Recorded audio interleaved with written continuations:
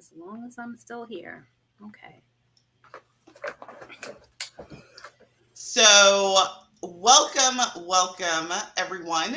We are starting our Wednesday with a special guest, and I'm super excited to have Michelle with us. Michelle, it's been a while since we've talked. It It's has been, been. I want to say it was the beginning of the year since we've done a session like this, hasn't it? Yes, has it even been the beginning of the year? It might have been at the ends of last year. I think you're Because right. remember, like I It won was. this whole thing and it was Christmas. I feel like it was around that time, but I that's think it kind of what was. I I feel. think it may have been for the boot camp that we did. You came and you were a guest speaker at our boot camp. Um, and what a difference a year makes. Like, how are you doing in the year that we since last we spoke? Man, I mean, what a difference a year makes. Life has Yeah, been absolutely amazing.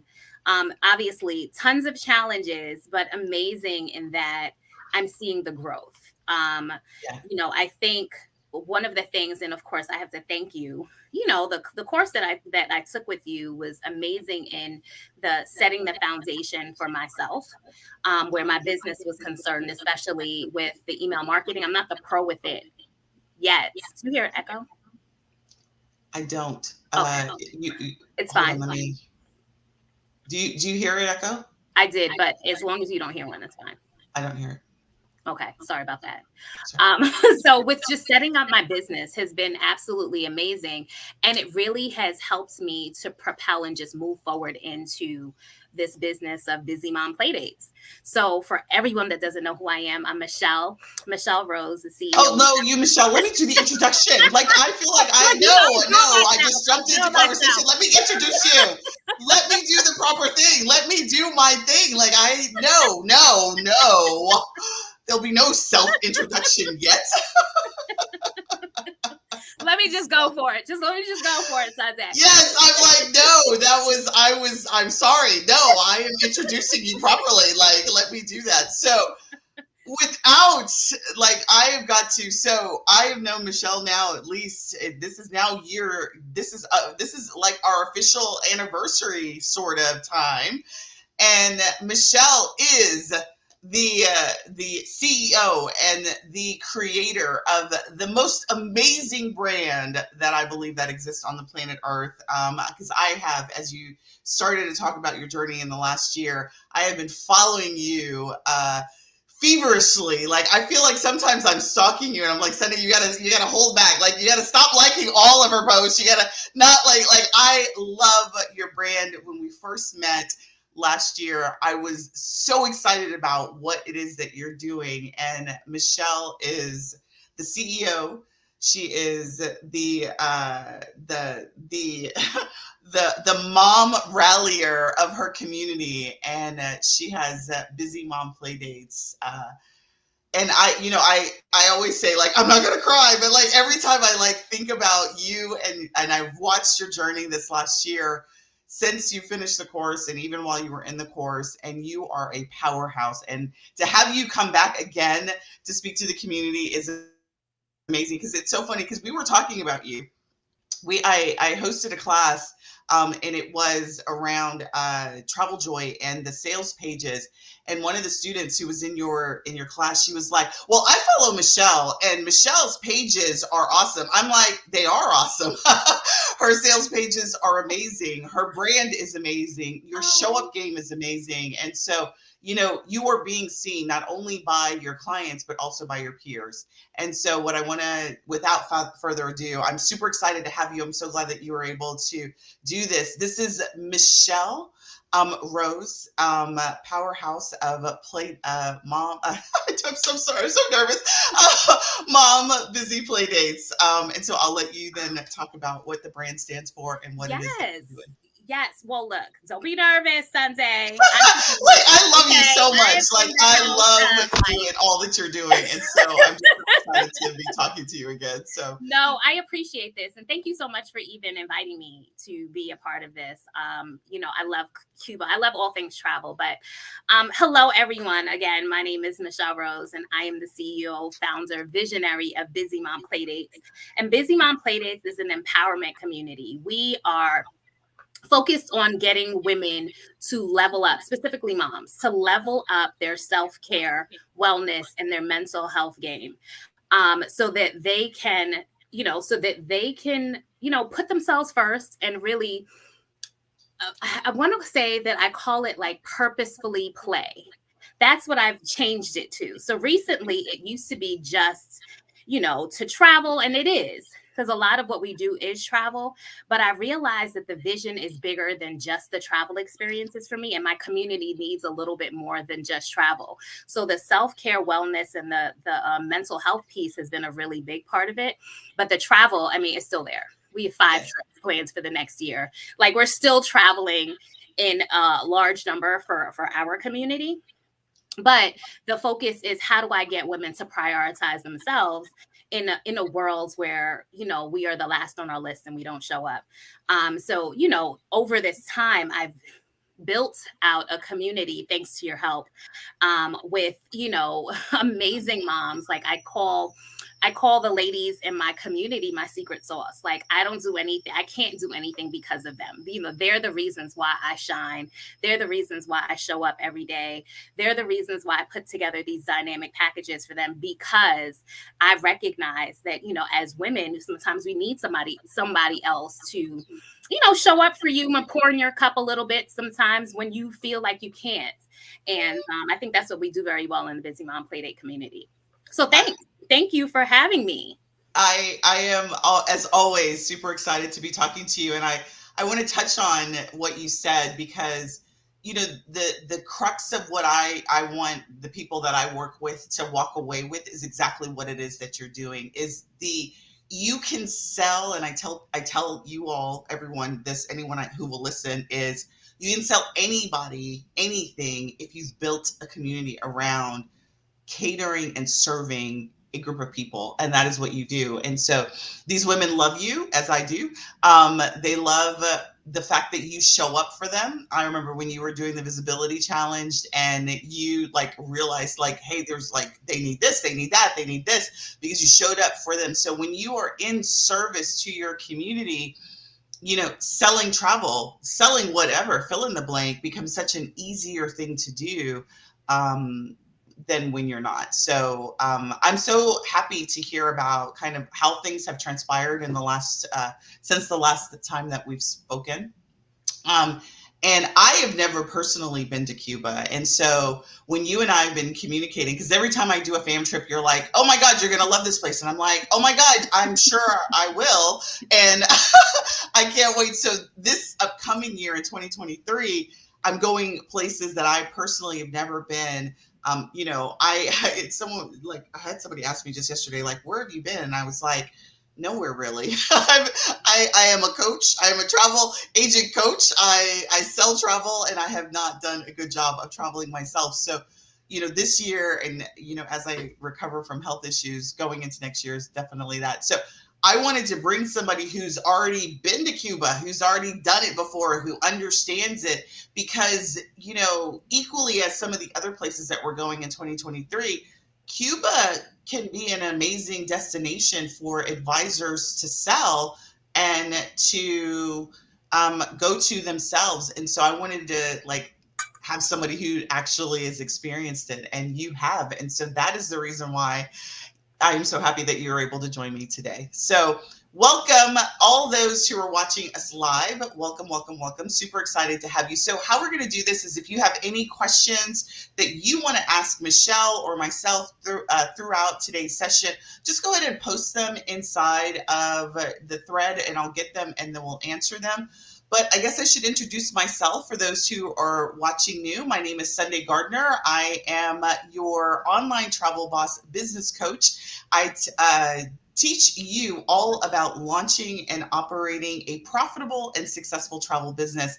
And, as we end out this year, one of the things that helps with your profitability is picking destinations, know them well, so that you can make sure that you can provide amazing experiences to your community or your clients based on you having understood that destination yourself. So Cuba is hot.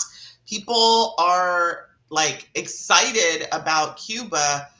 And part of me thinks is it's because it seems a little bit forbidden. So my first question to you, Michelle, is why do you love Cuba as a destination? Man, oh man, there are so many reasons why I loved Cuba as a destination. So let's just talk about. I'm gonna run through a list, but then we can get back into it because there's so many things. Like as I think about it, Yeah. it's the live salsa music on the corners. Like anywhere you go, there is salsa music being the instruments everywhere you go, not just music blasting, but it's live salsa music. There is the amazing history of of Cuba, the Afro-Cuban community specifically. I mean, you just mentioned it. Cuba is a mysterious yet magical atmosphere, specifically Havana, which is where everyone goes. Well, I don't want to say everyone. From America, we tend to go to Havana first because that is our entry point for the most part. And if they're from other countries, you can go into Veradero or some of the other destinations. But I mean, the other airports on the island. But the magical atmosphere of just being in Havana with the colorful buildings and the nostalgia of the classic cars and oh my, listen, I can go on for days. There's the breathtaking like landscapes of Vinales. If you ever plan to head out to Vinales, that's where the tobacco plantations are. Then there is oh gosh, there's so much. There's so the drink. Can we talk about the mojitos and the rum? Ah, Can we talk yes, about let us talk about the the mojitos. mojitos, the rum? Can we talk about the powder white sand beaches? But most importantly, so there's a full list of things, but the thing that brings me to Cuba all the time, it's the people. That is the most important part to me, the people. The Cuban people literally have been the most genuine, authentic, welcoming people I've ever met. And I think it has a lot to do with just who they are as a people, but also the resilience in that they've had to overcome so much, Yeah, living in Cuba. yeah. Um, so I think again, I mean, I went through a full list of things as far as destinations and places, but the biggest part of it and what has stole my heart is the people. And I think once you get there, you're going to find the same as well. That the people are engaging, they're welcoming, they're going to come even if they don't know how to converse in your language. They're going to make sure that they come, they're affectionate. I'm not sure how things are now, post pandemic, and where how people are interacting now when it comes to distance and those kinds of things. But from what I remember, that was one of the biggest things and one of the reasons why I visited Cuba maybe 5 times in a year and a half, maybe. Wow. That's Yeah, like it's like it literally was my go-to destination. It was close, it was relatively close. You wanted to yeah. run away for a couple of days, so you decided to go to Havana. And I mean, I know you'll have a ton of other questions, but as what I loved also about it was just the ability to disconnect. And for some people, that isn't something that they welcome, but I definitely welcome that. I think for me that's a really good because we had a destination management company speak to us a couple of weeks ago, and one of the things that we ended with was technology, right? And that you purposefully have to disconnect because access to the internet is not as good. But having just did a vacation in October where I wanted to do a technology detox, I think it's so important to sell that also, right? That like we now as a community of people don't know how to interact with people. So you need to like relearn how to like have a conversation over dinner without actually having a phone or a device, scrolling through. So when you say the ability to disconnect, that to me really hits me home because I don't know about you. I mean, you have your own business too, but like I am drained. Like my eyesight is drained, my body is drained just from like sitting down at my computer and Sitting. working and not resting my soul and body and being able to go to a destination that allows me to do that as I get older is so important. Absolutely. Absolutely. And I think which is one of the, like you just mentioned, one of the key selling points, depending on your client. Yep. Depending on your client. You can sell someone in an experience for, as unique as Cuba, but it's you have to level set people's expectations because it isn't what people think it is expected to be. It's not just, white sands and beaches and a little town that you go when you drink mojitos. Like there's a lot more to it than that. Yeah. And I think that sometimes people get it confused, and because of that, it kind of gives Cuba a bad rap. Like there are people, I'm in so many different groups, and have exposure to a lot of people that have visited Cuba, and they're just like, nah, one time is good enough for me. Yeah. Or there are people that are open to it. Cuba is a destination that you have to be open to. You have to be ready to disconnect, like we just said, ready, and just that be engaged in the community and just sit and observe. I think for the people and for your clients that like that kind of cultural travel, Cuba is an amazing destination for that. Well, And that, Havana well, I want to say Havana is a good destination for that. There are places like if you said, okay, look, I'm looking for just beach, you can do that. You can do that. Just set the expectations. yes, just make sure, and that's similarly what our DMC said as well, is that you really, Cuba is not the, again, I've not been, but again, what I've been told by you and also by her is it's not the kind of destination that you are, if you don't want to be engaging with the people of Cuba, this is not the right destination. If you don't want to be in that culture and learn about the culture and the people and engage with the people, you're probably not going to have a good time. Agreed. I Yeah. totally agree. It Yeah. definitely is for those either experienced travelers that like culture, or travelers that are looking for new experiences and they're open to different cultures and they're open to whatever happens. Because there are so many things. I didn't listen into your call, but when I visited, there were so many things that if you weren't prepared for, you would be like, I'd never come back here. Like, it's Cuba, so they don't have access to the same level of resources as we do here. They don't have supermarkets with tons of shelves of toilet tissue and bread and things that we take for granted. They don't have that kind of access, and you could very well be in a hotel and they're out of tissue. Yeah. Or you could be at a restaurant and they don't have any spices or seasoning today. It's that kind of thing. And for some people, that may be a turnoff because it's just like, no, I need to go somewhere where there is toilet paper on rapid. Like I can't. Like that, that was one of the questions I was going to ask you, but that's a good one. Like, I mean, that, coming off of COVID and, like there are toilet paper hungry people. And so Yeah, we know this. I yeah, mean, just to deal with COVID the last 2 years, there are people that need lots of toilet paper. And so if that's your thing, like walk into that with your eyes wide open. yeah. I love that. Absolutely, absolutely. Again, level setting those expectations. Cuba is absolutely magical. It's Yeah. captivating on so many different levels, and it's difficult to appreciate if you don't have an open mind.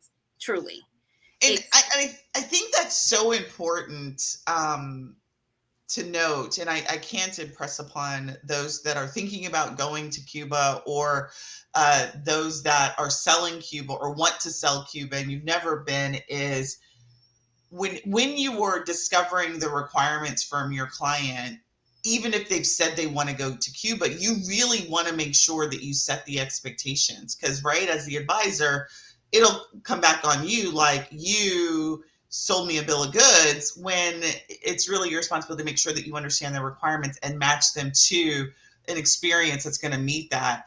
And if they're not open, because there's so many, and let's be frank, right? Because I deal with the African American community. There are some African American people who are not as open to different experiences, different cultures, and so it may not be for you. And so I always want to like call a spade when it is a spade, right? And not sugarcoat that. So I'm pretty open minded. I feel like I like toilet paper, but if there's like a short supply, I know how to reserve. Like I think I could do okay on that. No, I mean, it's one of the things that I'm you being want to have funny. on your you want to have that on your packing list. You do. I mean, Yeah, you want to make sure that, you want to make sure that you're creating these packing lists. I mean, and we're not talking about packing lists, but we're just talking when you're planning these destinations for your clients, you want to make sure that you think of these things. The fact that you may be out in any third world country where sometimes there is no toilet tissue in the restrooms, the public public restrooms. restrooms. So you Yeah, would always carry that. That's going to be on yeah. your packing list. But you may just throw in an extra roll or two in your bag just because. You never know. And like if You you're a just too never, quiet yeah. person, You yeah, just you. This is not one of the places that you go to unprepared. That that you want to risk that. that's That's so it's interesting because we just we're getting ready to go to Dubai in a month, and one of the advisors that's coming with me, she was like, "Will there be washcloths there?" Because she's getting ready to go to Africa. So I'm gonna ask you: is washcloths like no. is You're there an gonna issue bring there? washcloths. Washcloths is gonna be on. They're gonna be on your packing list. Okay, see, that's like something I would have never thought of. But she said that when, like she's going to Africa, she's leaving on Friday, and she was like, she's going with an agency as well, and she said that they told her no washcloths, and so I'm like, okay, this Cuba. So, but I think that when she said it to me, I didn't even think about it because I always pack a washcloth. Because I have a special kind of washcloth that I use, so like I pack my own washcloths, but I never really thought about that. So that's a really good to do. So a packing list of toiletries that are your must-haves. Make sure that you include them. Is pretty much the message that I'm getting from you, right? Absolutely. Absolutely. Anything that you, like you just said, you must have. I cannot live life without it. Do not expect to go to Cuba and find it in the local corner store. It's Yeah, just not that kind of it's just not that kind of country. Now, do you have access to buy certain goods? Yes, but not necessarily all of the luxuries that we would have here. So I generally tell people, I mean, but again, you're in Cuba. So at this point, you now understand that you're going to Cuba and you're going to bring all the things that you need. You're going to bring the excessive amount of cash because, cash country, or credit less country, or what, I don't know how they yep, say it, yep, but yes. I don't know what the term is either, but that yes. credit cards are not. It's just not a thing, not for Americans. Mhm. So, you're gonna want to make sure that you have an abundance of things that you need.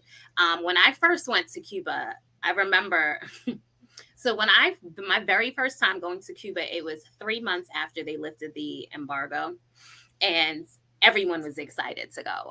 I'm in a lot of different travel spaces, and everyone was just like, okay, we're going to Cuba. So when people would go, they would report back like, Yes. okay, you need to bring this. And I promise you, every time somebody came back, it would be, you need to bring seasoning salt if you like spicy foods or if you like seasoning in your foods. You need to bring, like, because again, the access to a lot of these things, depending on where you're going to eat, isn't it it's not like it is here. It's not like it is here where it's easily accessible. You know that your food is going to be, seasoned to perfection. Again, if that's your kind of client, just make sure you're finding those fine dining establishments that are run by the government, where they have access to those things. But the smaller, the mom and shop, or they call them, I think they're called paladars. They're the smaller restaurants. They sometimes don't have access to everything all the time. Today they might have fish, tomorrow they might not. It's Yeah. just, you just, again, the level set of the expectations, and just go with an open mind. Yeah. Yeah. One of the questions that we got is the currency. And Letty mentioned to us that the currency is a sort of up and down. She said $100 in euros now, cash. do not exchange any money into Cuban dollars, pesos. Not a good idea, but that you, and not large denominations. That's what she recommended. Do you have any insight on that? So I have been doing, I'm about to host this trip as well. So I've been reaching out to the people that I know that are on the grounds to get clarity on what's happening. And I mean, there still is a good amount of use where the Cuban, I don't know if it's the coup or the kook. I think it's the coup now. So they had two currencies that they have combined into one. Um, Hmm. and I don't remember which one is which at this current moment, but they do use European, the euro, and they do use, I mean, they do use US dollar, but they really don't. Let's be honest, if you're going into a local shop, your euro, they're going to overcharge you with these things. Like, I'm big on using the currency of the country.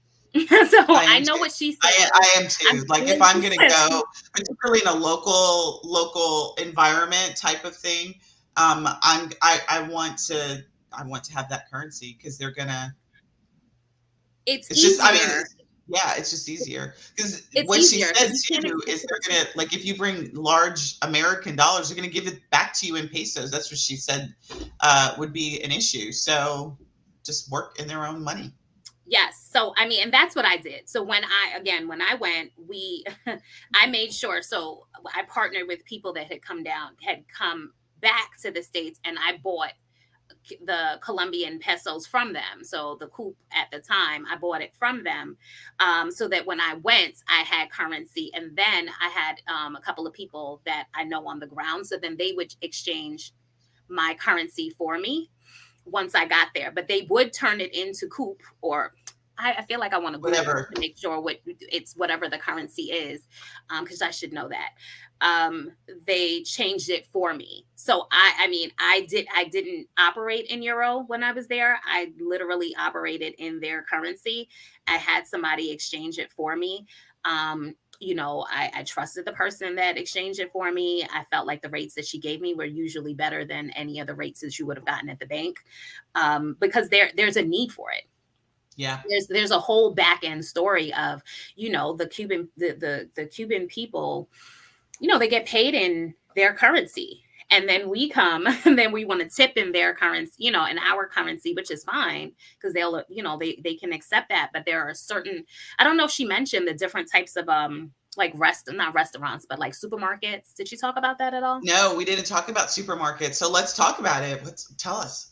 So, I mean, one of the things that recently, this is like new news to me. So, there are two types of supermarkets. There is a supermarket, I forget what the name is called, where essentially the people that are a little bit further off, well off, middle class upward, they're usually the ones that shop at those places. And at those establishments, they use a card, and on this card their money is deducted like a debit card, but it's Hmm. deducted in whatever an American type of currency. So what, well, a foreign currency.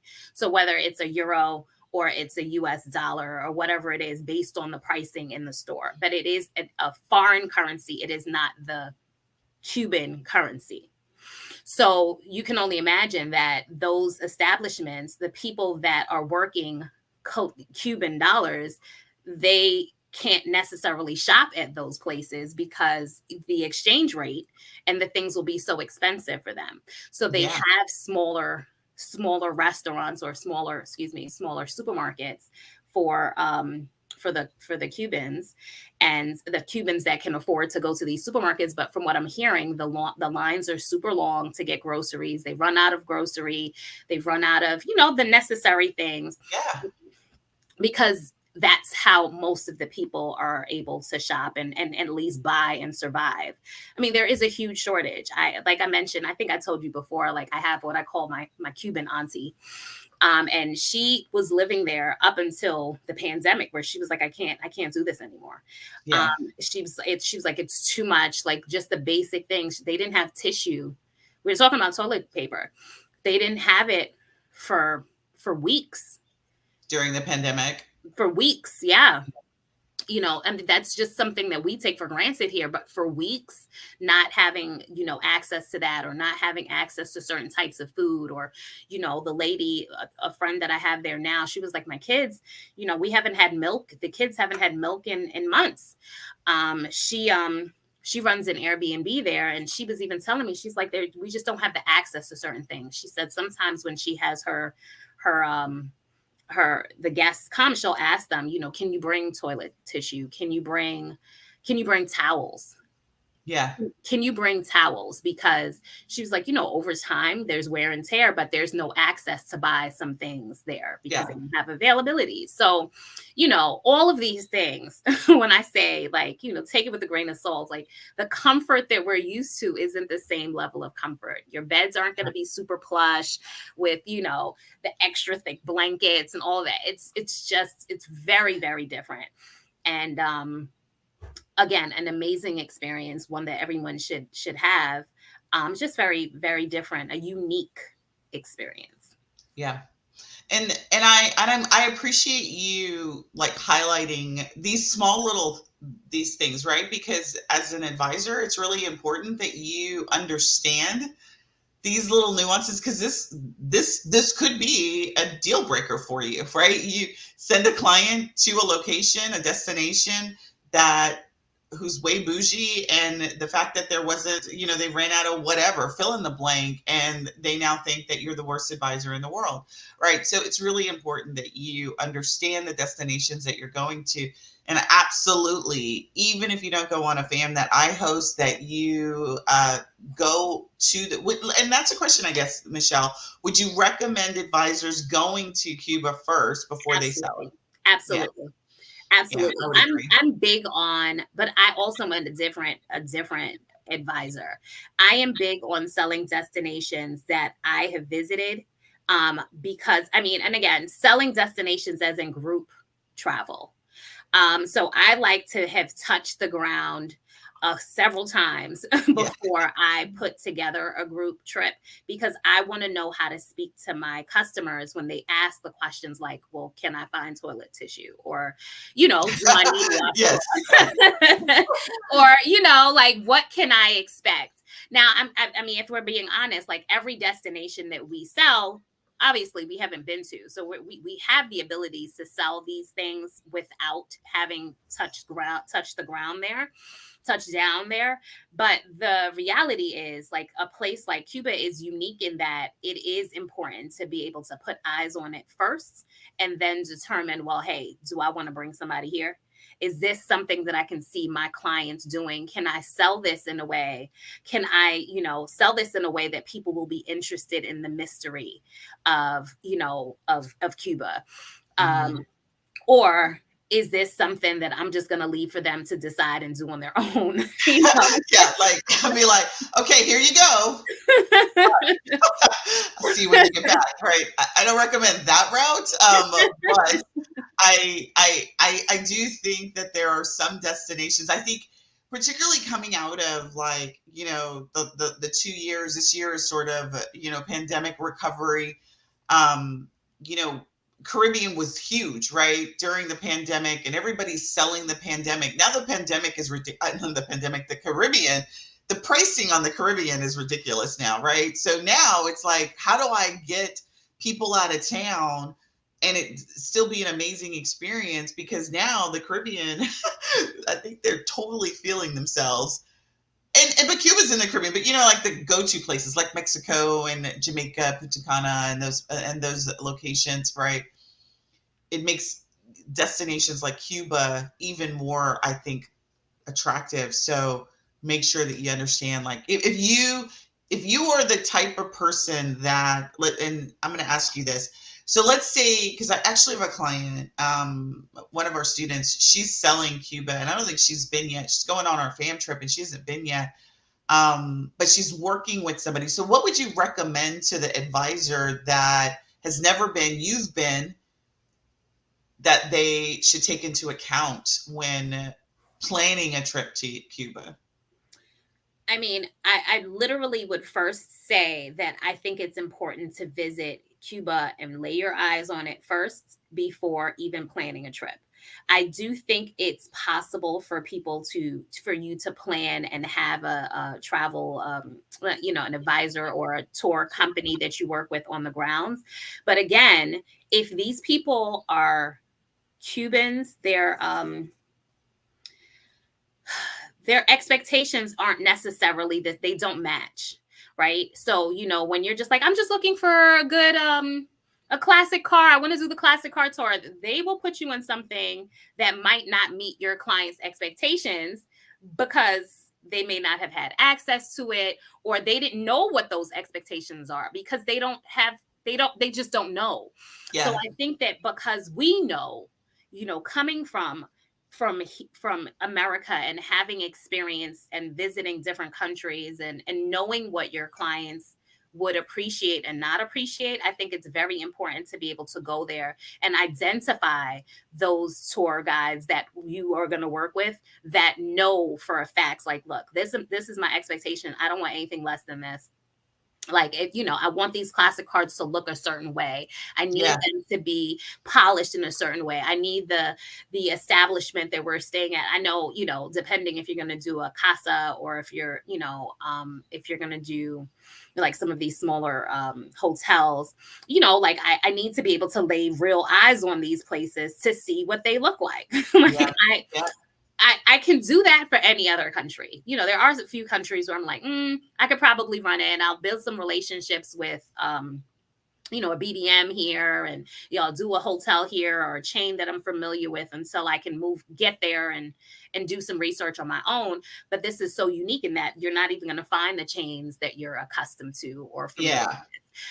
with. So you don't have like that next step. Like, okay, well, I'm gonna go to a Marriott because Because I love Marriott, right? Like, and I think that's really a good call out too, is because what actually got me to Cuba is one of the advisors that I've known a long, long time. She's been in our community forever. She was on a trip and she was posted on her thing, and I was like, she's in Cuba? Like, what? So she's in Cuba, and so she's posting, and the one thing that she said was that she was at an Airbnb. And I'm not gonna lie, like I'm not a snooty person, but I am snooty about a couple of things. I'm snooty about my pens, I'm snooty about my liquor, and I'm snooty about my accommodations. So when she said Airbnb, I was like, like that's the way I felt, right? So I know the type of traveler I am. And so when I spoke to the DMC, like, I don't know, I don't even remember what I told her, but we're not staying in an Airbnb. And so now I feel a little bad about that because I know that there's some really nice Airbnbs there, but I know me, like, and I know my husband, and like, I'm like, but I'm still taking a risk because I don't know the hotel. It's not Marriott. Like, I am a hotel snob. Like, I am. So what do you like, you just said it. Like, so I want to make sure everybody's clear about it. Like, if you know that you've got some tendencies, I know my tendencies. Do you know your tendencies? And do you know your client's tendencies? And if you've never been there, Michelle, you're hearing it from her mouth, you need to go first. Like, you need to go first. Absolutely. This is definitely a destination you need to go first. And I mean, to speak on the Airbnbs and the hotels, like, you have to understand what hopefully, I mean, so they have opened a lot of newer hotels within the last few years during this pandemic period, obviously to help build up, tourism. But when we first started going to Cuba, Americans couldn't stay at the Cuban hotels. So you had to find Airbnbs. That's where we stayed. They Yeah. called them casa particulars. Like, they're casas. You stayed at somebody's house. Like, and it was fine. And that was one of my best experiences. I took, the very first time I rented a room in someone's house. I rented a room and she was still there. I've never really like, I rented a room in her Like, house. I would never do that in another country, right? Like, but you're not the only advisor that I've talked to that's done that. And I'm like, Yeah. No, I don't and it was know. fine. It was the best experience I had because, again, the biggest part to me for any trip that I go on is building those relationships with the people. Yeah. I love the people, the culture, the tourist things, the Instagrammable spots. I'm gonna do all of that. But if I can't sit down and have go to a bar or sit down and break bread with the people to get a better understanding of what the conditions are and how they're living and just the people, like I haven't done my job as a human. That's what I feel. Like I haven't done my job if I've gone into another country and haven't even attempted to have a bit of conversation with somebody. So anyway, I stayed at a casa. I stayed in her room. I mean, it was impeccable. It was clean, but again, very different from what I'm used to. You know, Yeah. very different from what I was used to, but it was clean. She took care of me. Again, because I mentioned the people are so genuine, they're just so kind. She made breakfast for me every day. We sat down in the morning, we had breakfast together. She took me around, like we just walked around the neighborhood. I went to the supermarket with her. Those are the experiences I love. Yeah. I Yeah. love those like personal, engaged moments with the locals. And I think Cuba is an amazing place to have those experiences. I mean, what you will find is that obviously, it's Cuba. So a lot of people do not speak English. So there will be that language Language. barrier. Yeah. But I mean, I download Google Translate. Just make sure you have the offline version available. Offline version. Yeah. Just make sure you have the offline version available because it'll be helpful.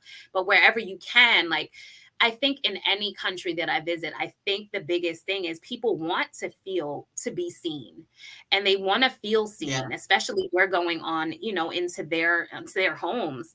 They want to know like, hey, well, you're here to see us. Like, do you want to know about us? you know, do you Like, want you to wanna know me, experience or you just wanna, like, just want to come use and my take stuff pictures and and say not. you're on vacation. Right. So Yeah. that was one of my biggest things. So yes, we've always stayed at a casa. But again, I like cultural experiences. My cultural experiences, we are going to stay in an Airbnb. I hosted a group trip with some moms and their kids maybe 6 years ago. And Mhm. we had two houses, and it was a lot of navigating because the houses aren't very large, so you can't, it's not like you can take a group of 20 and stay in Yeah. a casa. But there's ways to wiggle around it. And sometimes I tell people, like I will tell them up front, listen, this is how I travel. This is how I travel. I know how you want to travel, but this particular group trip is going to look like this. This is the Yes. Yeah. experience. you Yeah. know, expect to stay in this house, have breakfast, meet the locals, drink tea with them, expect to have these cultural experiences on the street, take a taxi, expect to, I think sometimes we do need to push people into something to experience something different. Yeah. And I'm big on that. Like I'm gonna push the limits for my people, for the ladies that travel with me. They know that. I mean, certainly not in a dangerous way at No, all. not in a dangerous way, but I think you're right because a couple of things that you've said that I think are so important when I travel as well is like I like to go to a bar and talk to a stranger. And particularly obviously from a safety perspective, I don't go do that, in Jamaica and Kingston, right? But like I want to have conversations. I want to meet them. And so I'm a little sad that I'm not now, but we're going a day early, so I think we'll stay at a casa when we go the day before because I love that part of travel as well. It's like having. I don't want a tourist experience. Like I do them because I need to say that I've done them, but if I haven't had a conversation with the shop owner of a particular place that I've gone to, the restaurant worker, like that's what I'm looking for as well. That's meaningful, but I'm like that even locally. Like I'm like that even home when I'm out at around. So, Yeah, no, that's definitely me. And I think yeah. you will still find those opportunities to do that because the Cuban people are so open and interested. They're just interested. Imagine, some of these people have never left Cuba.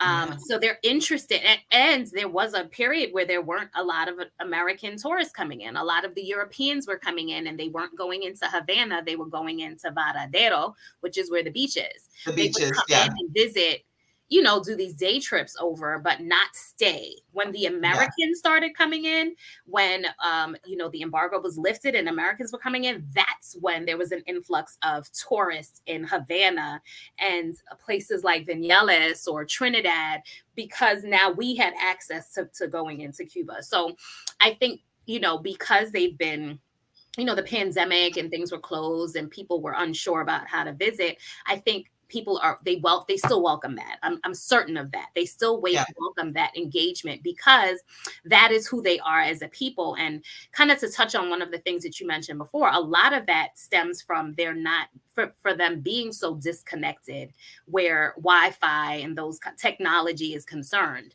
They didn't have that kind of quick access or that access to be distracted all the time. They had to have Sunday dinner and play dominoes on the corner, or play cards in the middle of the street, or listen to live music and dance in the what is it called, the marigon, when you're walking, where the ocean is in Havana. Like, you would just see things that you're not used to seeing because we're so distracted as the people here.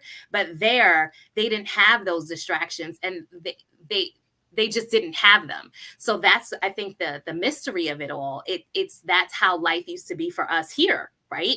Yeah. Before we got all of these distractions, and Yeah, that's what I love. that's right. We forgot to be human. Like, I mean, we are so digitalized that we have forgotten to connect with people on a human level. So that's why I think I am just so much more sensitive to it. When I have conversations, I'm like, oh my God, like it's an amazing. So my goal now is, when I'm out of town, is to have a full technology disconnect if at all possible. So unfortunately, I don't take a lot of pictures because I'm like, my phone's not with me, and I'm just trying to live in that moment, and it's been beautiful so far. So I don't have a lot of videos though. I don't have a lot of pictures. As a marketer, I'm like, I don't have any pictures or videos. So we got a question in chat. Priscilla asked, like, are the toilets like Europe, right, or Africa, where you have to stand up and squat? Is it like that there? No, you'll find toilets. They might not have toilet seats. Uh, so you So should be squatting anyway. Like, yeah, I you're still squat all the squatting, time. but Like, there may not be a toilet seat. I mean, and that's not everywhere. You may yeah, be at the airport and find that there might be 3 toilet seats and 2 without toilet seats, just because, again, the access. yeah, Obviously, if you're staying at a hotel, they're gonna try their best to have those kinds of things available. If you're staying at a Airbnb, they're gonna make sure they try to have those things available, right? Like, if you're staying at one of those. But if you're going out and about, you might be at a restaurant that doesn't have a toilet seat, but you're not squatting on it in a like over a hole over or a anything hole. like that. No. Yeah, I've not been to Europe either. I'm going next year, so that is definitely one of the things that I've been warned about. Is there's a lot of leg strength you need in those countries. Indeed. So, Indeed. um, so instead of, do they have hose and sprayers? I would think the answer is no. The answer is no. But yes, I would think the answer is no, just based on it's not that they, like, I think in some of those countries they just don't have toilet paper, that, like, as a general practice, and so they have other ways for you to clean yourself. But here, I think they use toilet paper, they just don't have it because of supply. Is kind of what I'm hearing. Yes, that's exactly it. All right. Okay, so what would you do differently, or tell somebody? What did I write? What would you do differently the first time? Okay, so you've been to Cuba several times. What would you do differently, if you had to do it over? I would stay longer. Ah, I would definitely stay longer. I mean, I think I did my due diligence with research before I went. So if I were to advise someone, I would say do your research, right? Like do your research. This is a great opportunity to jump on the calls that you're hosting where you're talking to people that have experienced it, have experienced Cuba in some way or form. But do your research if you're not going to go on your own first. I do encourage people to go on their own first just to kind of get to put eyes on it yourself. But for me, definitely, I think the thing I would do differently is I would stay longer. The very Mhm. first time I went, it was like for 4 days. And I mean, I can go anywhere Yeah. for 4 days, but because I don't need to sleep. Like my message is no sleep till Brooklyn. Yeah, Yeah, I'm from New I York. hit the So ground I'm and I sleep I'm 4 like, days I don't need later. to sleep. I'm gonna see everything. So, but I just I had such a great time. I was so like I was sad when I had to return. Hence the reason why I returned so frequently because I Often, literally yeah, missed it. I missed the people. I missed the people that I met that I was there. And I mean, some of these people I met again, gosh, my daughter was the very first time I went, my daughter was 4 and she's so 6 years ago. And the very first time I took her was 6 years ago, and I met the most amazing people then. My daughter became really good friends with one of the ladies that I met there, and they would talk here and there, not very often because again, the Wi-Fi situation. But yeah, I would have stayed longer. I would have stayed longer. Made um I would have ventured out of Havana. I think the mm, other thing that we do is it's safe, right? yes, Firstly, people don't go for enough time. That's the number one thing. Like Havana is great. There's so much to do and see there. You can definitely stay in Havana for a week and still not, scrape the surface. Really, there's a lot to see and do yeah, depending on what you're into. But there's so much more than Havana. There is so yes, much more. There's, again, the beaches. If you want to get into the Afro Cuban culture, there's Matanzas. There's so much outside that I really encourage people. I mean, and outside of even Vinales, the Vinales Valley, which is the tobacco plantations, like those places, like when you're in Havana, what you're gonna find is it's a city. So it's gonna there are gonna be some elements to the city that you're probably gonna not like after a while. So you're gonna see a lot of begging in some instances, and over a couple of days, like it wears on you.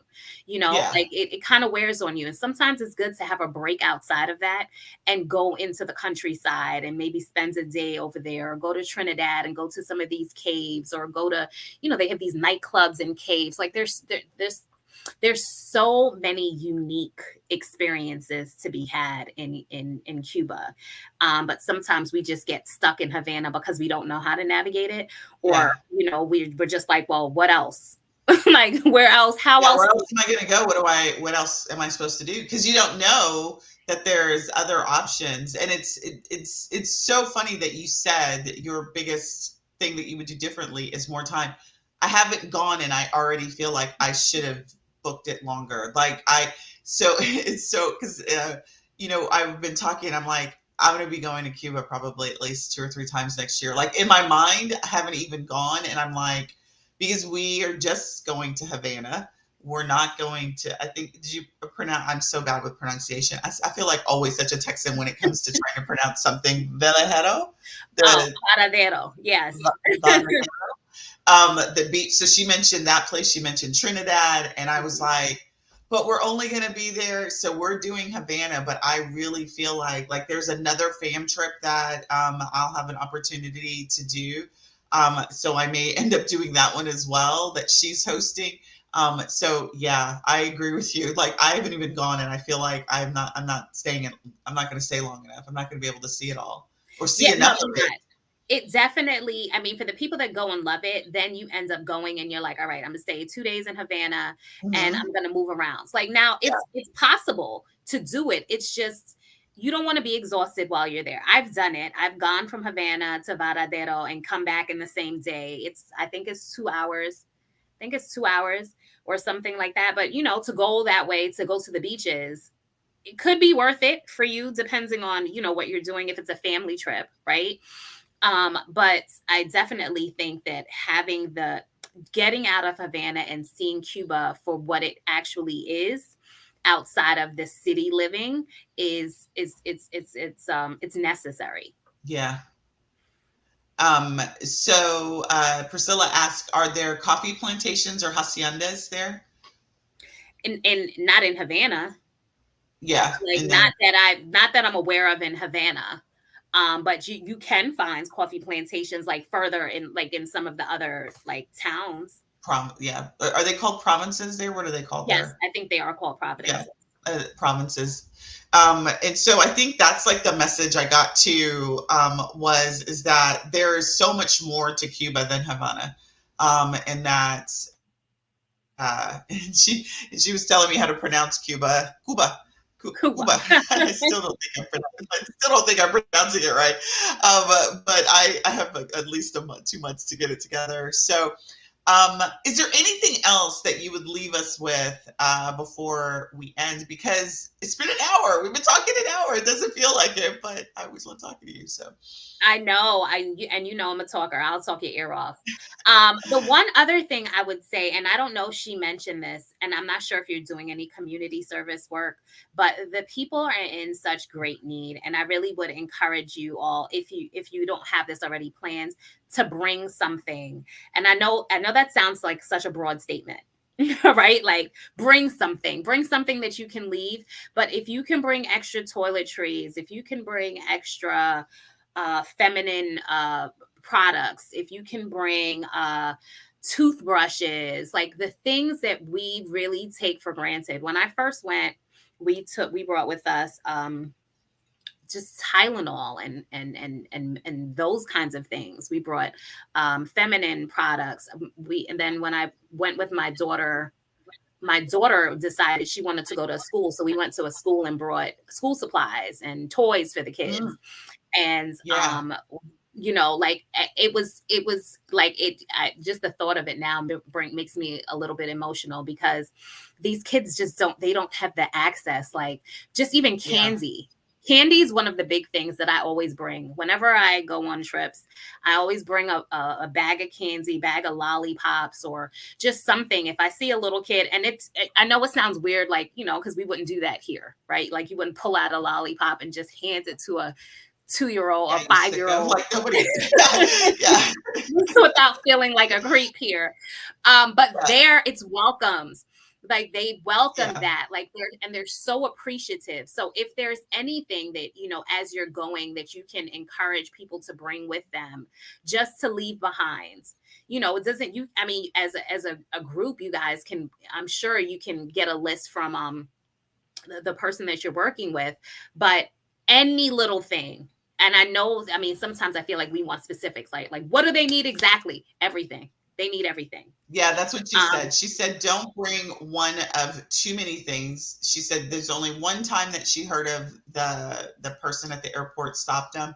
You have to be very sensitive about the fact that you're bringing gifts. You can't say that you're bringing. So she said, bring a variety of different, and she mentioned Variety. toiletries and that type of thing. But the school supplies, that's a really good idea as well. So that's real, and we are doing a community because the way to get to Cuba, you have to have a reason. You have to use one of the different reason codes, and one of them is interacting with the local culture. So we actually, I think, on our itinerary, one of the things that we're doing is a community project. I can't remember the name of it, and so I'll rally the group to ensure that they bring some stuff. Yeah, definitely. Like, and she's right. Like anything that I had that was in, so we brought, my daughter and I might have brought 50 Barbie dolls, but we had to make sure that the Barbie dolls were not in the boxes. Like they Hmm. weren't, they just couldn't look like something that could be sold. That's right. Yeah. You know. Yeah. So but again, anything. It Anything really, you can think of. I mean, anything and you can it's think of. like, Someone can use it. yeah, I think that's a really good call out as well. And so, with that, listen, we are about a little over a week and a half to Christmas. Have a fabulous Christmas. I will talk to you, I know, before the new year. But for those that I don't talk to, we have one more live that we're doing before. I think we may have two more lives before it's a wrap for the year. I'm going to go live tomorrow and then one next week before Christmas, and then I'm done. So those that have joined us live, thanks for joining us. Hopefully you've got a really good insight from Michelle and all. And when is your trip? You're going in September, right? No, I'm No, going Mother's Day. in You're doing Mother's Day, no, right? no, that's Costa Rica. We're not going until November of 2023, November. but Okay. I think I'm gonna go. Actually, I know I'm gonna go before my group goes, even though I've been before. Mhm. Like now, I'm like, okay, Yeah. let me. What's new now? Like, Yeah, like plus I'm what I need to missing make out. sure that I do the see, I told you I'm sort of semi stalking you. So I was like, I knew you had a Mother's Day trip. I know you have a September trip. So November. Okay, so you're gonna go in November. We're gonna be there in February, and I feel like we'll go again before the end of the year, if not two times, because it's like you said, it's such a close trip. It's like 3 hours. It's just a hop from Miami, and I want to do the experience, I think, different than the fam trip that we've organized. So I'm looking forward to it. So I guess I'm settling to talk some more. I've got to actually end this. So Michelle, have a wonderful, wonderful holiday. Holiday. Happy Christmas. Happy Kwanzaa. Happy New Year for all of you all. I will see you on the same bat channel tomorrow, where we're going to be talking all things profit and how to make sure you're maximizing profit in your travel business. So thanks for joining us, Michelle. Love you to death. Thank Hope you have a you. great rest Thank of you. your week and Christmas holiday. Thanks, Happy everyone. holidays Talk to to you you soon. too. All right. Thanks. Bye. Bye.